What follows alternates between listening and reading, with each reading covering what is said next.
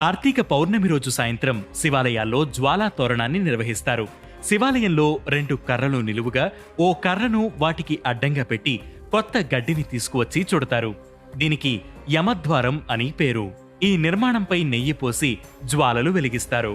ఆ మంట కింద నుంచి పరమేశ్వరుణ్ణి పల్లకీలో అటూ ఇటూ 3 సార్లు ఊరేగిస్తారు. జ్వాలా తోరణం వల్ల నరకప్రాప్తి ఉండదని పెద్దలు చెబుతారు. యమలోకానికి వెళ్లిన ప్రతి వ్యక్తి అగ్నితోరణం గుండా లోనికి వెళతారని ప్రతీతి. పాపాత్ములకు వేసే మొదటి శిక్ష అగ్నితోరణం. యమలోకంలోకి అడుగు పెట్టకుండా ఉండాలన్నా, ఈ శిక్షల నుంచి తప్పించుకోవాలన్నా పరమేశ్వరుడి అనుగ్రహం తప్పక ఉండాలంటారు. అందుకే కార్తీక పౌర్ణమి రోజున ఎవరైతే యమద్వారం అంటే జ్వాలా తోరణం కింది నుంచి 3 సార్లు అటూ ఇటూ వెళ్లి వస్తారో వారికి ఈశ్వరుడి అనుగ్రహం లభిస్తుందంటారు. జ్వాలా తోరణ దర్శనం వల్ల పాపాలు తొలగిపోయి జీవితంలో కొత్త వెలుగులు ప్రసాదిస్తాయంటారు.